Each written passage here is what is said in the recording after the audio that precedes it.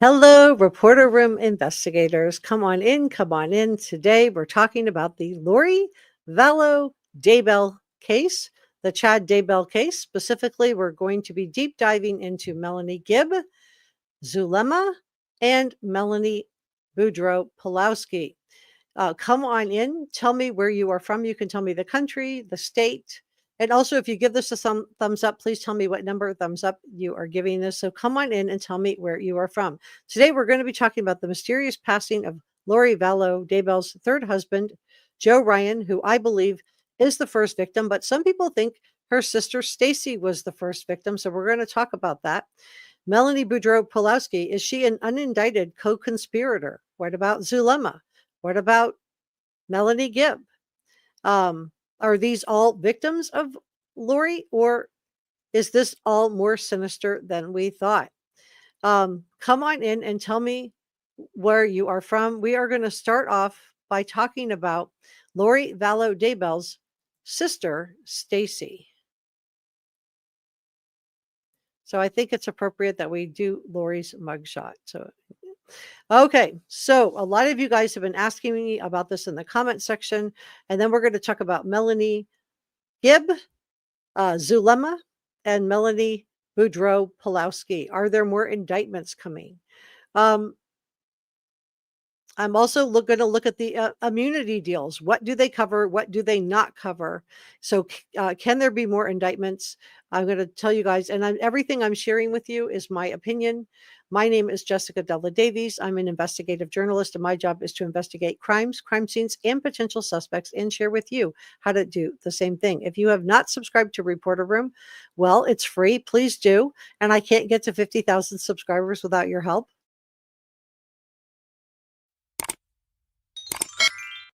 Like, share, leave a comment. And again, this video is for educational and entertainment purposes only. This is all my opinion.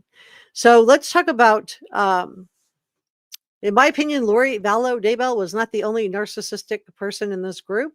I'm looking at Melanie Gibb Zulema, Melanie Boudreaux Pawlowski. We're going to talk about the truth of what really was going on and immunity deals. But let's start talking about Lori Vallow Daybell's sister, Stacy Lynn.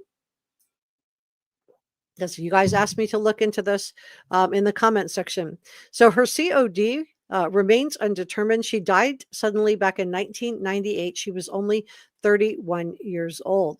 But it did highlight by some journalists, including Ashley Banfield, that the series of people that have passed away and their connection to Lori Daybell. And some sources have pointed out that this mysterious death, along with the other ones surrounding Chad and Lori, are under reviewed investigation, and they were being investigated in 2020. Now, journalist Ashley Banfield from News Nation commented that while one person passing away can be seen as a coincidence, the number of people around Lori and Chad are starting to have piled up, and Lori and Chad are SKs. In my opinion, Lori should have also be facing capital punishment, but she married Joe Ryan back in 2001. Now, Stacy had just passed away a couple of years earlier in 1998, and 1998 is significant because this is the year that Lori divorced Colby's father, William. Now, Ashley Banfield was able to track down Stacy's gravestone in San Antonio, Texas, and found that it was covered in mud and appeared to have been neglected for years. So Stacy's daughter, now that is Melanie Boudreaux Pawlowski, the former wife of Brandon Boudreaux, who Lori was just found guilty of conspiring to do away with, and that we learned that the only person who knew Brandon's new address was Melanie Boudreaux Pawlowski, the daughter of Stacy Lynn, Lori's sister. So these are all the, let's talk about this Doomsday group. We know that Melanie Pawlowski said that she viewed Lori as a mother figure. Lori herself brought this up during the Brandon Boudreaux trial. She seemed like Lori was just like eating this up. She was just relishing the fact that she was the mother figure to Melanie Boudreaux Pawlowski. And we have also learned that Melanie Boudreaux Pawlowski called Chad Daybell Dad. Isn't that nice?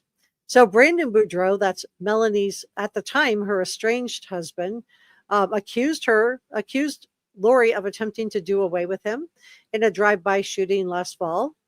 And Melani Boudreaux Pawlowski has not faced any charges for this. And we're going to talk about what her immunity deal covers and what it doesn't, because the prosecutor, in my opinion, left it open as to whether or not Melanie Boudreaux Pawlowski herself might face charges and might be implicated in this crime.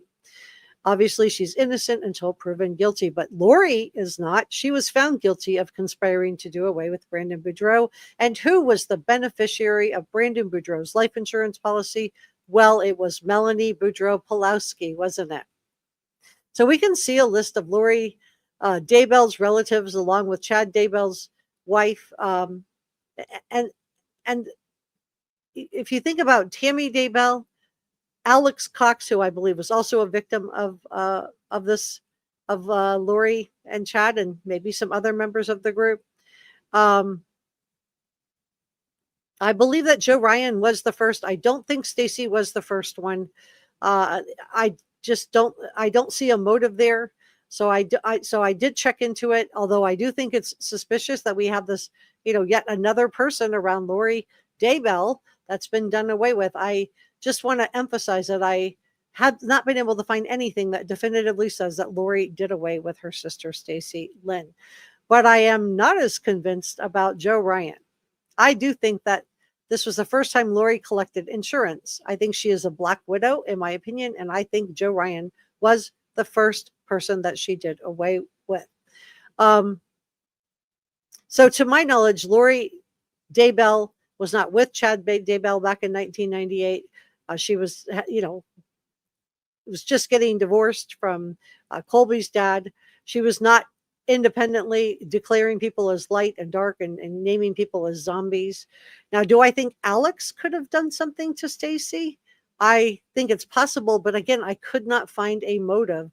If you have a motive, watch your words so your words don't get caught in the filter, but let me know what you think the motive might be.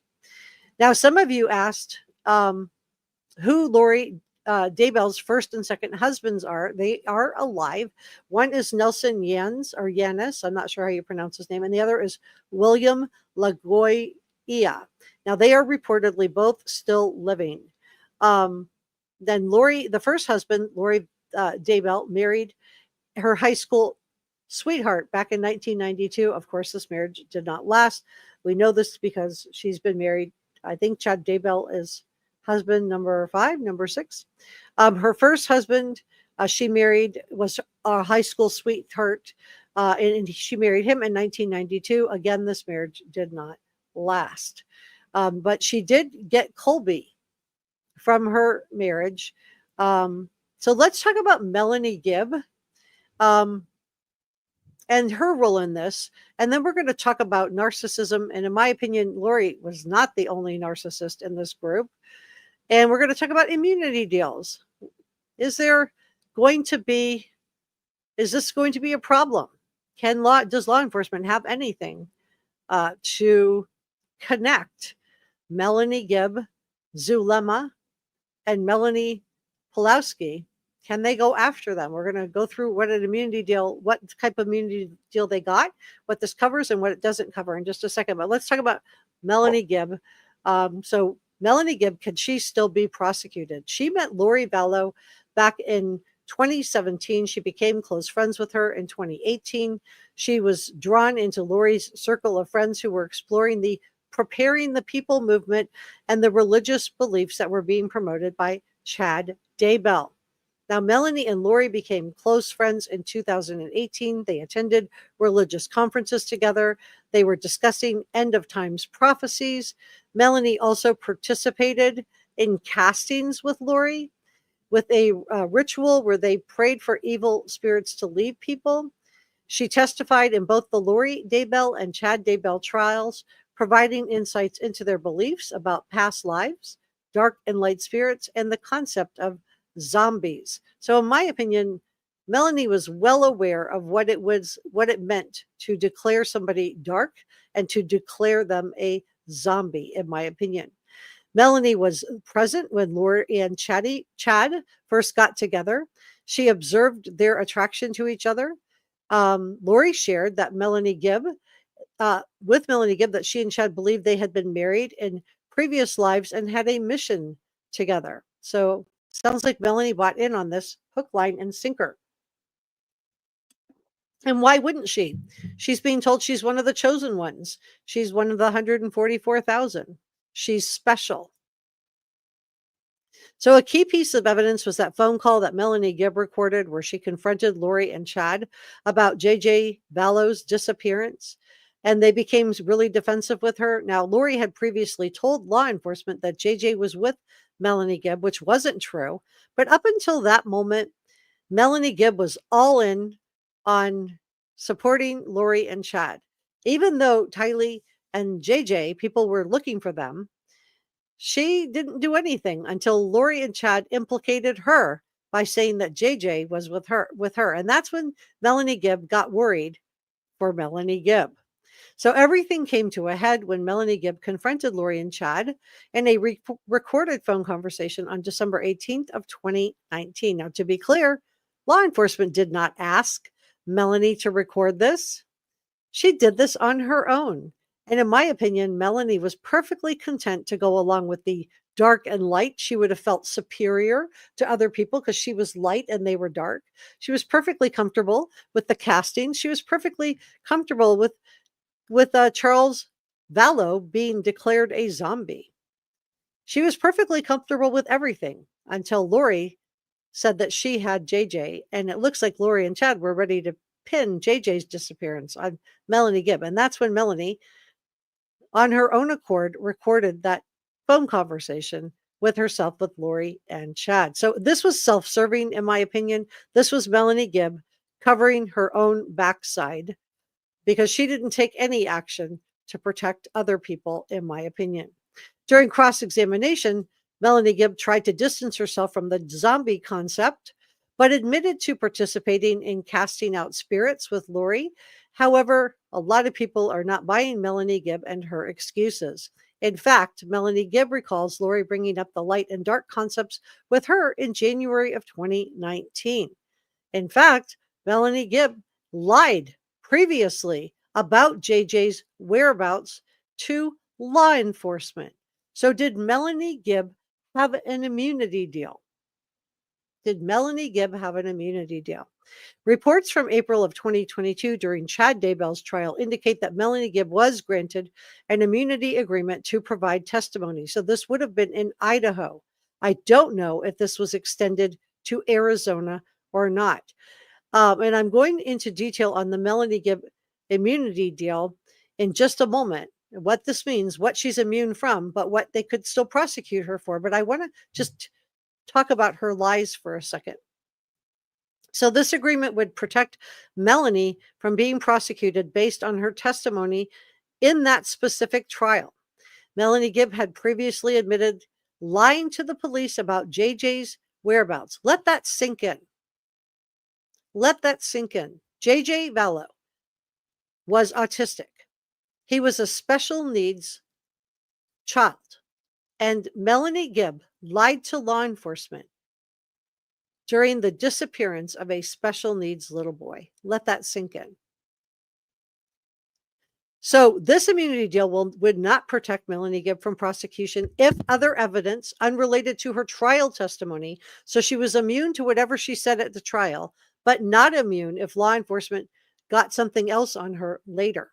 So it appears that even in Idaho, Melanie Gibb could be charged if other evidence came to light due to investigations by law enforcement, not her own testimony, but her immunity deal simply protects her from implicating herself. So that is Melanie Gibb. And we're going to talk about narcissists, because I don't think Lori Vallow was the only narcissist in this group in just a moment. But I want to talk about the immunity deals about Zulema and Melanie Pawlowski. And we're going to talk about use and derivative immunity. Let me just pull this up quickly to just show you what I'm talking about. Okay, so this is my source on this is the U.S. Department of Justice. So Um, I do think it's important to understand that a use and derivative immunity, and this is what Melanie and Zulema and Melanie, I don't know if Melanie Pawlowski got this, but I know Melanie Gibb Zulema got this. It's that the use and derivative immunity generally applies to witnesses to ensure that they can provide complete and truthful testimony without fear of incriminating themselves based on those statements. However, it does not protect a witness from prosecution if an independent investigation establishes their involvement in wrongdoing. The use and derivative use of immunity prevents a prosecutor from using a witness's compelled testimony or evidence derived from that testimony against them in a criminal case. This differs from transactional immunity, and this is not what Melanie Gibb has. She has the derivative use immunity. The other immunity is called transactional immunity, and this provides broader protection by preventing any prosecution related to immunized testimony. She does not have that one. So this is broader. It protects witnesses from prosecution from any crime, regardless of whether the evidence or testimony that they give is from themselves or obtained individually. So an example of the derivative immunity, which is what Melanie Gibb has, prevents prosecutors from using a witness's testimony or information derived of that testimony against them in a criminal case, unless the evidence is obtained independently from a legitimate source. So essentially, the witness is protected from direct use of their words and any information gleaned from their words. So the government can, if the government can prove that Melanie Gibb did something independent of what she testified to, that they are able to find it from a different source, they could prosecute her. Now, there is an independent source exception. If a witness is granted use and derivative use immunity during their testimony, they can mention a hidden safe containing stolen goods. The prosecution can then not use that statement or safe to find the stolen goods and then prosecute them for testifying about that. So there are some limitations on the investigation. So I want to talk about the narcissists in this group, because I don't think that Lori Vallow Daybell was the only narcissist. In my opinion, there were more. So let's talk about the psychology of Lori Vallow Daybell, the psychology of Melanie Gibb, the psychology of Zulema, and Melani Boudreaux Pawlowski. Let me just put this up.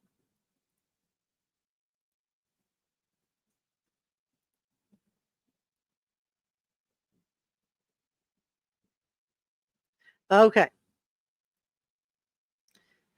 So Lori appears to suffer from delusional disorder with a bizarre religious content. In fact, psychiatric assessments have revealed that Lori suffers from a delusional disorder that is deeply connected to what's called hyper religiosity. And I want to make it very clear that somebody who is LDS does not believe the same beliefs that Lori and the other members of the group believe. Any religious group will have what's considered to be extremists, people who pervert the religion. And in this case, I believe that Chad Daybell did pervert LDS teachings, and Lori did the same. So I just want to make that really clear, that this is not related to regular LDS members. So Lori was found competent to stand trial, meaning that she understands the nature of the charges and could assist in her own defense. But she does have a personality disorder with narcissistic features. She's also been diagnosed with a personality disorder. She's displaying narcissistic characteristics, and these include a lack of empathy, a sense of grandiosity, and her lack of empathy allowed her to do what she did to other people, right?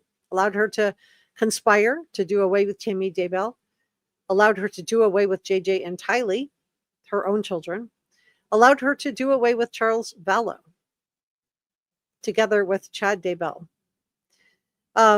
And I think she had something to do with what happened to Joe Ryan. This is my opinion. And I think she had something to do with what happened to Alex Cox as well. I addressed that in the last live stream that I did. So she has a sense of grandiosity and manipulative behavior. She's not the only one. I think Melanie Gibb lying to law enforcement about JJ's whereabouts shows that she also had a sense of she also was manipulative. I think Lori would have absolutely eaten it up that Chad Daybell was painting her as a divine goddess and that she was special. She was not the only one who was eating this all up hook, line, and sinker. I think that Melani Boudreaux Pawlowski and Melanie Gibb and Zulema were all eating this up hook, line, and sinker too. They loved the idea of being chosen. They loved the idea of casting other people as light and dark. That would have made them feel superior to other people. They loved the idea of being part of the 144,000. And Lori, well, Lori loved the idea of being the leader of the 144,000. And as a narcissistic person, she would have enjoyed this the way Chad viewed her. So let's talk about Lori Vallow Daybell's belief in dark and light souls and zombies and how this relates back to Zulema, Melanie Gibb, and Melani Boudreaux Pawlowski. So Lori and Chad Daybell believed in a system of light and dark souls and that evil spirits had overtaken people in their lives, turning them into zombies. She believed that a person could become a zombie when their soul left their body. And these beliefs that were believed, not just by, this is why I think it's dangerous that we still have group members out there. These beliefs were used to justify their actions, including doing away with JJ and Tylee, doing away with Tammy Daybell, and doing away with Charles Vallow. And I believe also doing away with Joe Ryan and Alex Cox, although no, Lori and Chad have not been convicted for either of those crimes. But I do believe that all of the adults in this group benefited from Lori and Chad monetarily. I mean, Melani Boudreaux Pawlowski would have benefited greatly had Alex and Lori successfully been able to do away with her husband, her estranged husband at the time, Brandon Boudreaux. She was the sole beneficiary of his life insurance. So there's a motive there, in my opinion. And I think Lori would have wanted to get rid of JJ and Tylee so she could have a clean slate to marry Chad Daybell. And I think that the narcissistic part of Lori loves the belief that she was on a divine mission and that she was a goddess and that she was chosen as a goddess to lead the 144 survivors of end time. For a narcissist like Lori Vallow Daybell, this would have been too wonderful to pass up. And in my opinion, the same can be said about Melanie Boudreaux Pawlowski, Zulema, and Melanie Gibb. I think they all loved the idea that they were special. I think they all loved the idea that they were the chosen ones. They all loved the idea that they were light and other people were dark.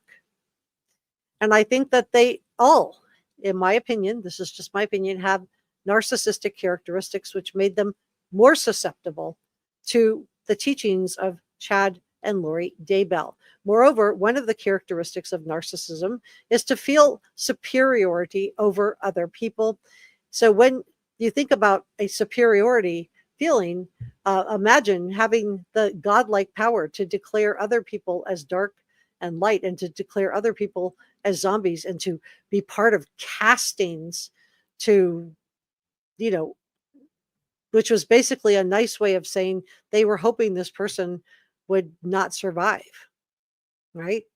And when Charles didn't survive, that should have been a big red flag. When JJ and Tylee disappeared, that should have been a big red flag. But nope, Melanie Gibb lied about the whereabouts of JJ to law enforcement initially. It wasn't until she realized that Lori and Chad were going to pin it on her that she suddenly decided she better cover her own butt and record this conversation. So I want to talk about next how Lori and Chad reframed doing away with other people as salvation. This is very disturbing. So they were able to reframe doing away with other people and by saying that they were zombies or possessed by dark spirits. And Lori was not the only one drinking this narcissistic Kool-Aid that Chad was serving. David Warwick, I don't know what his role was, but he may have been drinking it. I don't know. Melanie Gibb was definitely drinking it. Zulema was drinking it. Alex Cox was drinking it. And in my opinion, Melani Boudreaux Pawlowski was also drinking it. And there's a serious lack of remorse from all of these people. I have never heard any of them come out to say that they are sorry for what happened. And I am really concerned that there are people out there today that still believe in the teachings of Lori and Chad Daybell. So the lack of remorse, reports and observations suggest a potential lack of remorse for Lori and Chad's crimes. We see this on how indignant Lori is that she was found guilty of trying to do away with Brandon Boudreaux. She was pointing her finger at the judge, claiming to be sick at one point, demanding that she get another trial because she was sick. I mean, she, even in her interview the other day with Nate Eaton, she was, obviously indignant and definitely felt superior. So do Melanie Gibb, Melani Boudreaux Pawlowski, and Zulema have any remorse for their actions or lack thereof in the case of JJ and Tylee? I've never heard any of them publicly take responsibility for decisions that they made. I have never heard any of them take responsibility for the actions they did not take to provide law enforcement with real information about the disappearance of JJ and Tylee, especially after what they saw happen to Charles Vallow. I never heard them taking accountability for declaring other human beings as zombies. That was a way of depersonalizing human beings. I never heard them take accountability for participating in these castings and declaring other people as light and dark. I've heard them talking about the castings as harmless and that they really didn't know very much about what they were doing.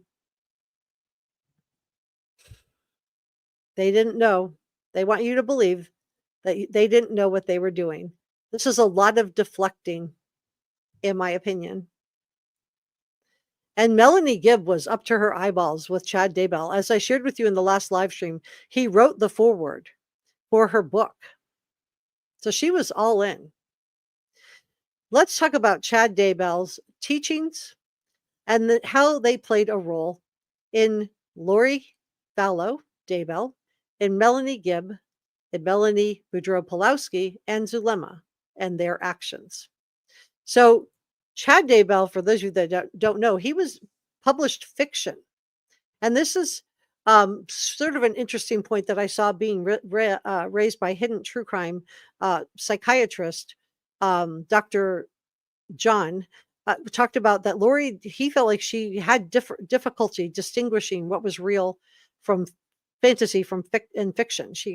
And fiction from nonfiction, because Chad Daybell was a self-published author with apocalyptic religious beliefs, and his writings were mostly fiction.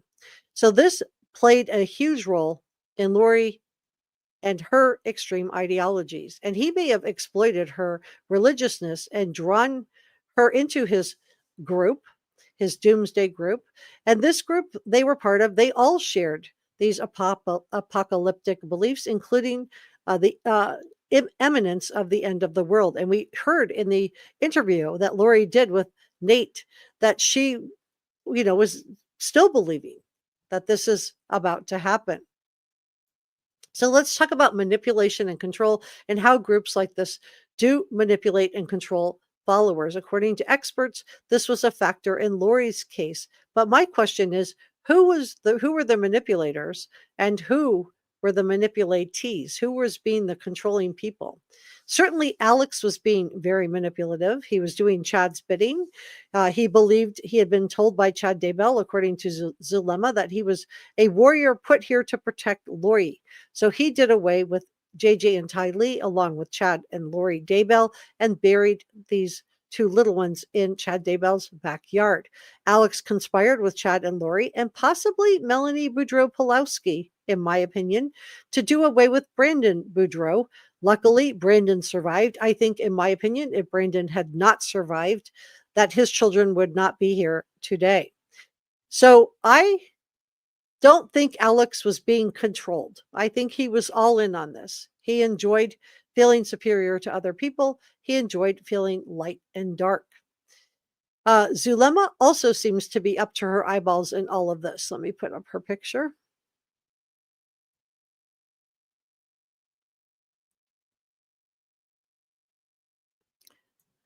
So Zulema also appears to be up to her eyeballs in all of this. She married Alex Cox.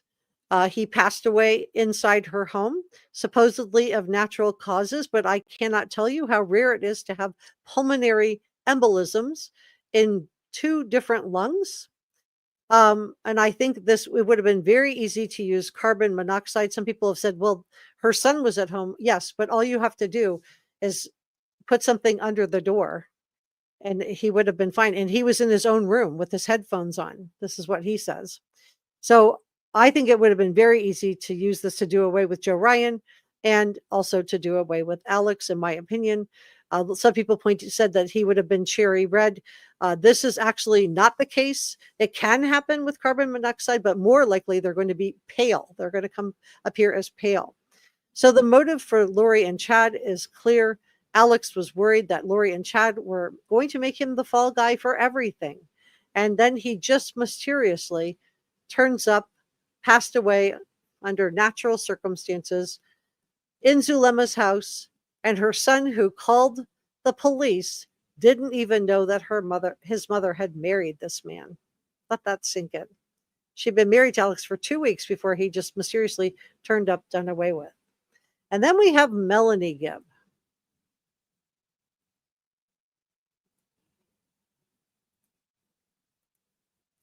Melanie Gibb claiming that she's a victim. But is she? This is a woman who lied about the whereabouts of a special needs autistic little boy, a 7-year-old named JJ Vallow. Let that sink in, that she did that. The only decent thing she did, in my opinion, was when she realized that she was going to take the fall for JJ's disappearance.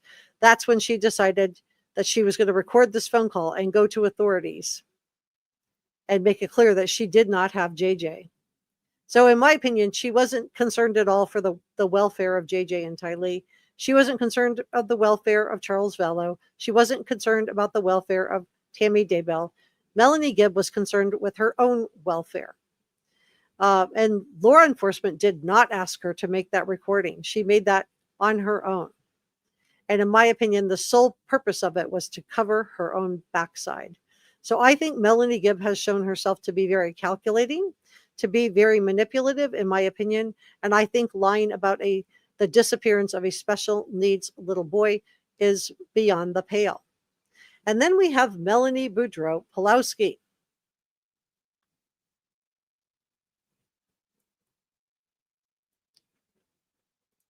Melanie Boudreaux Pawlowski was the only person who knew where Brandon Boudreaux was living. She was estranged from him. She had just met him in the park to exchange their youngest child. She was related to Lori and Alex. And then Alex just suddenly shows up at Brandon's house, that nobody had his address except for Melanie. And if Brandon had not gone to the gym, I think if he had gone straight home, I don't think Alex would have missed. But I think what happened was Brandon, after he met Melanie at the park, Melanie Boudreaux Pawlowski, and exchanged their child, he decided to go to the gym to work out. And so I think Alex was tipped off that the exchange had happened. This is my opinion. And that Brandon was headed home, but he didn't head home. Thankfully, I think this saved his life and maybe the life of his own children, because I think they would have been declared dark later down the line. But she was the only one, Melanie Boudreaux Pawlowski, that knew Lori, that knew Alex. She was related to them. She was Lori's sister's child. And now we have Alex taking a shot at Brandon. And again, I think Alex relaxed in the seat. I think if Brandon had come straight home, I don't think Alex would have missed. but he missed, and he hit the car, but missed Brandon by inches, if you saw the bullet hole in that car. And so who is the beneficiary of Brandon Boudreaux's life insurance? Well, it's Melani Boudreaux Pawlowski.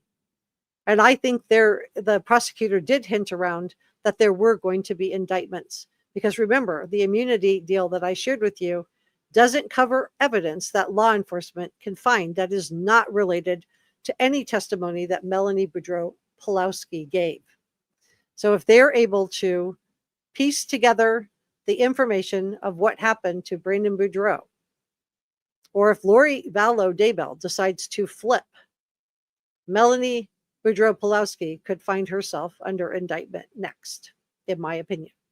So I think it's absolutely horrifying that so many people got away with so much, especially in relation to Charles and JJ and Tylee and Tammy. And the fact that they were allowed to lie to law enforcement about the whereabouts of JJ and Tylee with no consequences. And the fact that Lori and Chad were able to get out of Idaho and avoid the Rexburg police because Melanie Gibb lied to them, I think is appalling. And I have to tell you that unless there's pressure to move forward on prosecutions, then these people will get away with everything that they've gotten away with so far.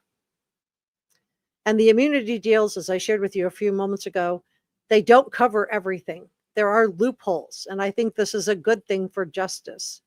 So will more indictments be coming? What do you guys think about these co-conspirators, in my opinion? Are you watching closely?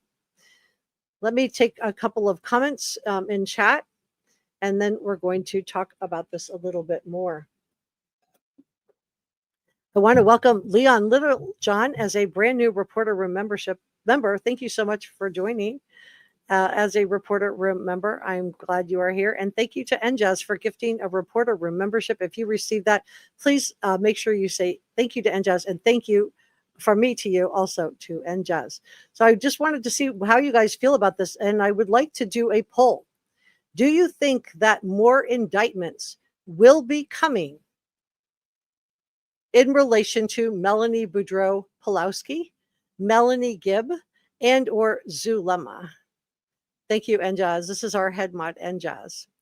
And our other head mods, let me see if I see anybody else.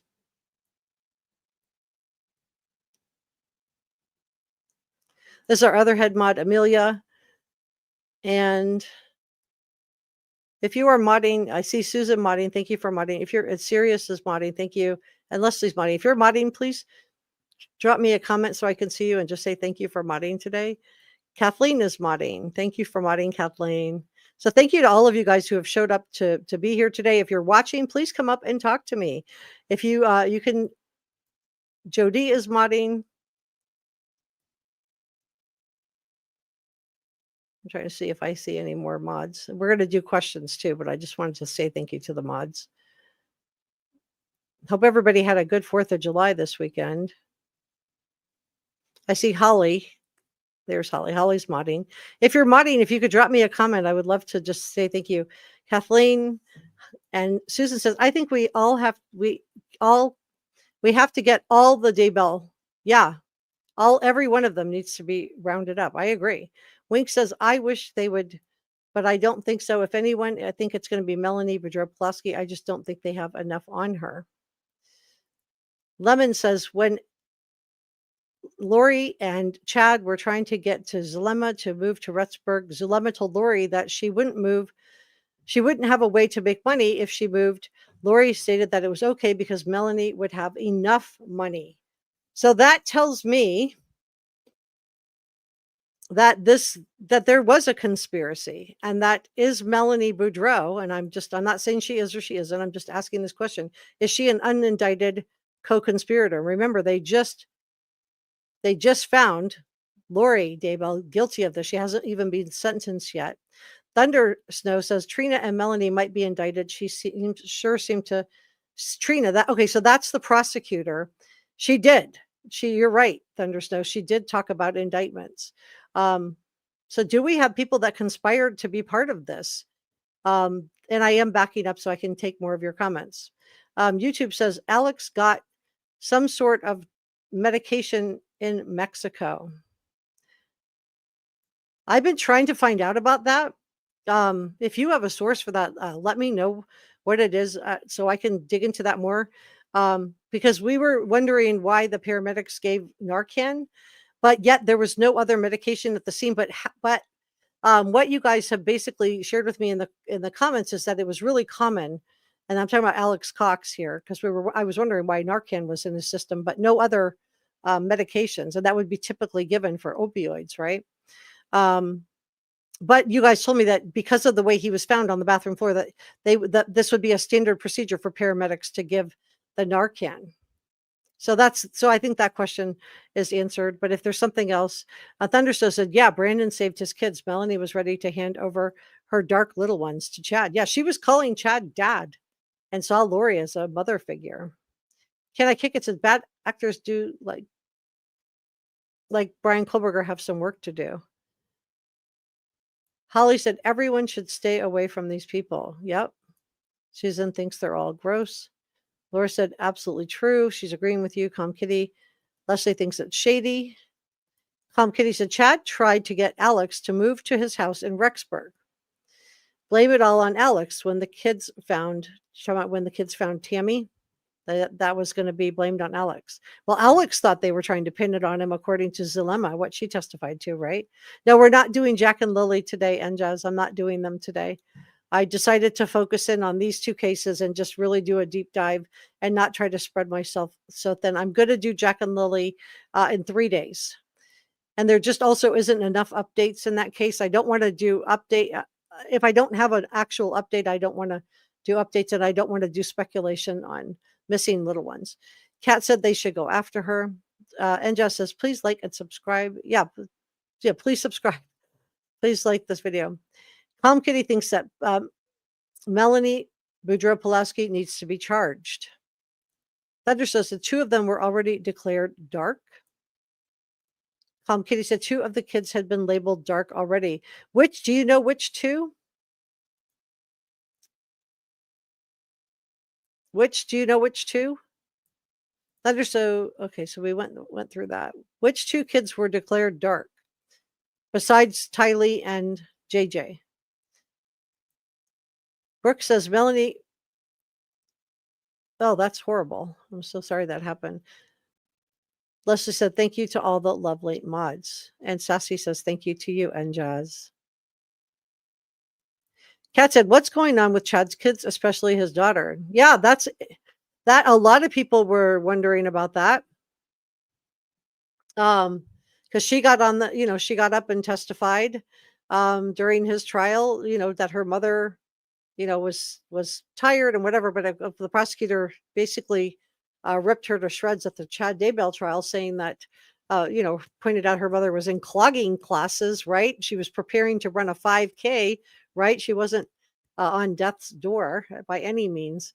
So I don't know. Here's my opinion. I can only give my opinion. And I'm not saying this is true of all of his, but the one daughter that did testify on behalf of her father, I just wonder if she was indoctrinated into this as a child. And she seemed indignant that she had been removed. She was apparently part of a church, and she was going to be teaching, and she was excited about it. She said, because, the kids, her daughter was in that class, and she was going to get to teach Sunday school to kids. And they didn't let her do it. And she seemed really shocked by that. And I'm thinking, I wouldn't have been shocked by that if she was supportive of Chad Daybell and believed what he believed. I wouldn't want her teaching anybody's kids anything. And I'm not saying anything bad about her. I don't know what she believes or doesn't believe. Excuse me, let me grab a sip of water. But I do think it's suspicious. That she got on the stand and didn't advocate for her mother and was trying to say her mother was going to bed at 6 or 7 o'clock, and the prosecutor had to get up and ask her, yeah, but you don't know what your mother did when she went in the room. And I'm wondering if that is true, and that what the daughter, Chad's daughter, testified to was true. If Tammy was just feeling like on the outs with Chad at that point. I mean, he was having an affair with Lori, And maybe there was some part of her that was picking up on that and didn't know what to do about it. And maybe she was trying to distance herself from Chad. But I don't think it was because she was going to bed at 7 o'clock in the evening because she was, doddering around. And we know now that that was absolutely not true because she was exhumed. And it turns out that, she was done away with. The what now who says paregoric to sleep, that stuff goes down hard. It's not just for sleep. I don't know what that's about. Sorry. Susan said it's like a pyramid scheme where the money you put in from your relative's life insurance policy. Right. That's a great way of kind of summing it up. And it just seems like, and I feel like, in my opinion, Lori's first taste of life insurance money was from what happened to Joe Ryan. I think that we know she got life insurance money from Joe Ryan, and she got Social Security money for Tylee from that. So much so that she was, looked at JJ. Great said, and so I think that was part of why Charles was done away with. Lori clearly felt like that she was the beneficiary of Charles's life insurance, and she was shocked when Charles's sister Kay was actually the beneficiary because Charles was smart. He was trying to sound the alarm on Lori, and he was, smart enough to change the beneficiary from Lori. Thank goodness, or she would have had his money too. But she told Chad not to worry about it, allegedly, reportedly, because JJ got Social Security from what happened to Charles. Great Laker CA says, I wonder how Melani Boudreaux Pawlowski and her ex share custody now. How does that work? How do they interact with each other? I don't know. But if I were him, I would not want my children around her. Not with all the declaring of light and dark that went on. Wing said, well, yeah, they assumed maybe he was OD'd. Yeah, the paramedics, when they went to answer in for Alex. I agree. You're right. That makes a lot of sense. I just couldn't figure it out why they were giving him Narcan. And I was looking at Narcan, like why would somebody, I thought maybe that could have caused pulmonary embolism. But what I ultimately settled on, what I ultimately think the easiest way to do away with Alex and also Joe Ryan would have been to use carbon monoxide. And you can use, a heating device or an appliance or anything like that, and simply turn it on while the windows and doors are closed. And if you are in a different room with your door closed, and that door is closed to that room that person's in, you'll be fine. Kimberly says Chad told Lori that Melanie's kids were dark. Yeah, so that if I were Brandon, I would be very much aware that my little ones dodged being declared dark and being done away with for not only Melanie getting his life insurance policy, but collecting Social Security off of the children that he had with her. In my opinion, allegedly, Melanie has never been charged with anything, and she's innocent in the eyes of the law. Marion says, I hope Melanie is convicted. She wants Melanie Boudreaux Pawlowski. Both Melanie and Zulema might be more difficult. So she about Melanie Gibb, which is spelled with an IE, whereas Melanie Boudreaux Pawlowski is spelled with an I. I think you're right. I think it's going to be more difficult for Melanie Gibb and Zulema.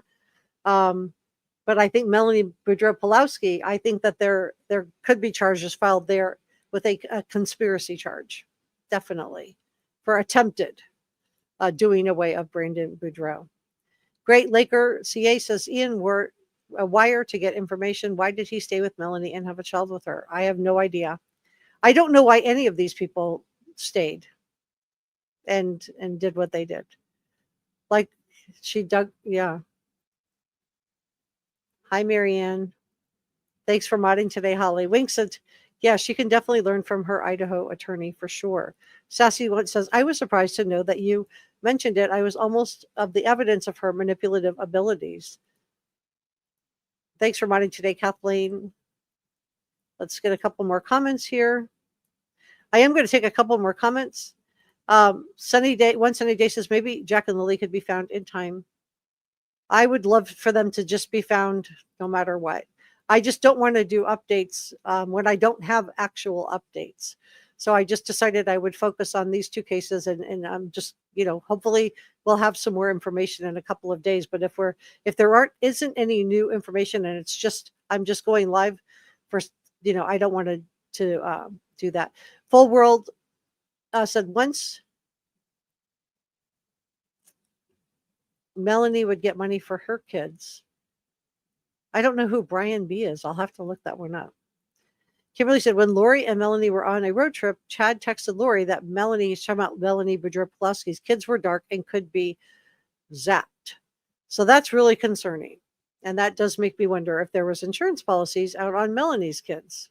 I do think, and this is just my opinion, I think if Brandon had not survived Alex Cox's attempt in his conspiracy with Lori Daybell, if he had not survived that, I don't think the kids, in my opinion, this is just my opinion, would still be here. Kat said they were so upset that poor Tammy was playing online games. This kids. Yeah. Thunderso said, I think it was T.I. I think it was Braxton and Blake. Thank you for sharing that. Veronica said, well, Tammy was the only one working. She had a job.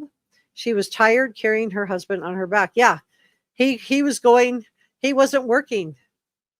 Tammy was the bill pay, but she had an insurance policy.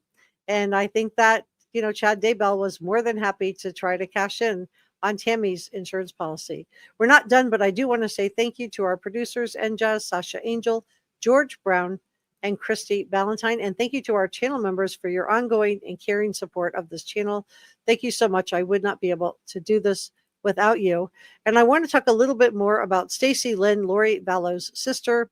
So this was Lori Vallow's older sister. She was only 31, and we don't know a lot about her COD. The cause is unclear, which is why a lot of you guys were asking me to look into this. And more than 2 decades later, it's still drawing interest as Lori is, been indicted for doing away with Alex.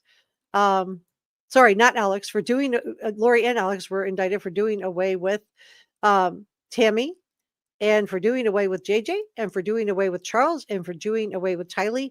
And I believe also Joe Ryan and Alex Cox were part of that too. Stacy is the mother of Lori's niece, Melanie Boudreaux Pawlowski, who was a key witness in the case that began with the disappearance of Lori's children, JJ and Tylee. And I wonder if Kay had not put in that, if there would have been, if Kay had not advocated and wanted to do a welfare check on where JJ was, I just wonder if this would have continued on. Like how many people would have been done away with by this group. Super thanks, gratitude for the last live stream. Thank you so much for your kind super chats, and thank you for your gifted channel membership. And just this is for the live stream that I did 3 days ago when Bryan Kohberger was indicted. So let's continue on with a little bit more about Stacy. And this is just, let me share this instead. Let me pull this up and take this down. Okay. So my sourcing on this is the Daily Mail. So I shared with you earlier that Stacy's was Lori Vallow Daybell's older sister. She passed away when she was only 31 back in 1998. We don't know what happened, but we do know that Lori was investigated with at least, and has been indicted for, and also found guilty of doing away with 4 other people. Now, Stacy's daughter, Melanie Boudreaux Pawlowski, became one of the key figures in the missing case of JJ and Tylee. And she was part of this group, this Doomsday group. And Melanie's estranged husband, Brandon Boudreaux, Lori's been found guilty of conspiring to do away with Brandon.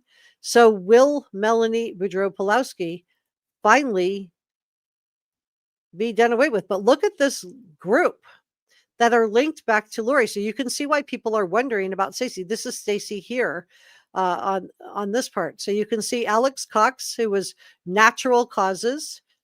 Still no answers on that. Cause suspicious. But it was ultimately determined that it was natural causes. Lori Vallow Daybell's 5th husband, Chad Daybell's wife that he was married to at the time that he was cheating with Lori. He was cheating with Lori on Tammy. She passed away on November 19th of 2019. She was only 49. Again, they initially said it was natural causes. Of course, we know now it wasn't. They had to exhume her and redo it. Fourth husband of Lori Vallow Daybell, Charles Vallow, passed away on July 9th of 2019 at the age of 62. He was shot by Lori's brother, Alex Cox, who claimed self-defense. We know that that is nonsense. We also have third husband, Joe Ryan, who I believe was victim number one, in my opinion. He passed away on July 3rd of 2018, age unknown. The cause was supposedly a heart attack.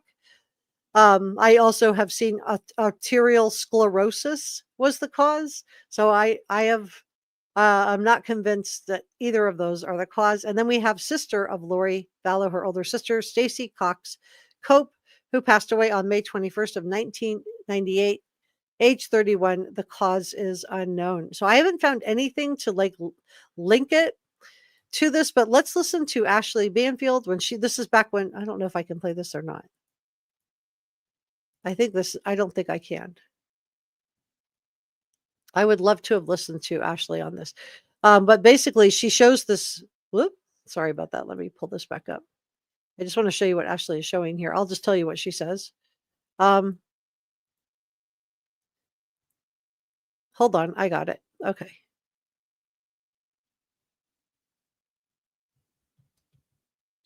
It's just thinking. Just give it a second. Let me crank up the volume. Okay. Let's see if we can get it to play. Nope, it's not playing. I don't know why. Okay. So she was talking about. Lori, we're talking about Stacy Cox Cope. Who is she? When did she die? She's number. Can you guys hear this okay? 5, and I can't believe. Just a quick yes or no. I believe I just opened the show. Before I play this, can you guys hear it? Just a quick yes or no. Can you hear the volume? I just don't want to play the whole video and then have you not be able to hear it. Okay, Angela's just telling me yes. Okay, brilliant. Let me just go ahead and play this. With that, she's number 5. That is the gravestone of Stacy Lynn Cox Cope, Lori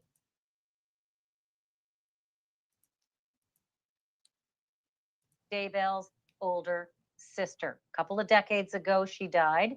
That would be the second sibling now of Lori to die. Her brother Alex Cox also died and is being investigated. We don't know the circumstance behind the death of Stacy. We don't know how she died. We do know a couple of things, though. You're looking at the gravestone in better days. Today, that gravestone is covered in mud, filthy dirty. The vase that's placed beside it, empty. It's almost as though it's completely abandoned. No one has cared for it in quite some time. But we do know that Lori was 24 years old when her big sister died.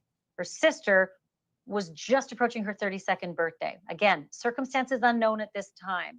But that Stacy Lynn had a daughter. And that daughter is integral to this case. It's Lori's favorite niece, Melanie. The same Melanie who called Chad Daybell dad and saw Lori Vallow Daybell as a mother figure. Melani Boudreaux Pawlowski. It is a very difficult chain to follow, but know this. There were some interesting revelations that were made today from Melanie. She posted that she was unjustly taken away from her mother at age 6, the mother that is dead and buried in that grave site we just showed you. She says she was told all manner of lies about her mother back then at age 6. And then 3 years later, she says, no lie can take me away from the bond of my mother who was laid to rest since I was 9. Melanie lost that mother at 9 years old. She then also said her children, Melanie's children, will always know in their hearts who their mother is. And she hopes that they, like I, can learn how to forgive. And here's a bit of a bombshell. Melanie writes, it took me a while to learn to forgive my own father. So there is another mystery. But Vinny, that grave site, we can tell you this. It was paid for by Barry and Janice Cox. Those are Lori's parents. Those are also Stacy Lynn Cox Cope, her parents. And And that, as I mentioned before, brings the total of 5 people in Melanie's orbit now to have died. So 5 people in Melanie's orbit who are no longer here. So will Melanie be indicted? Let me know what you think about this in the comment section below. I'm very, very curious. And I just want to say thank you so much for coming by to spend a little bit of time with me. If you haven't subscribed to Reporter Room and you would like me to continue this case, let me know you would like me to continue this case. I will continue to deep dive this. Just please subscribe, give this a thumbs up, and drop me a comment below that you would like me to continue the case. And if you do, what do you want me to look into next? And I will do that for you.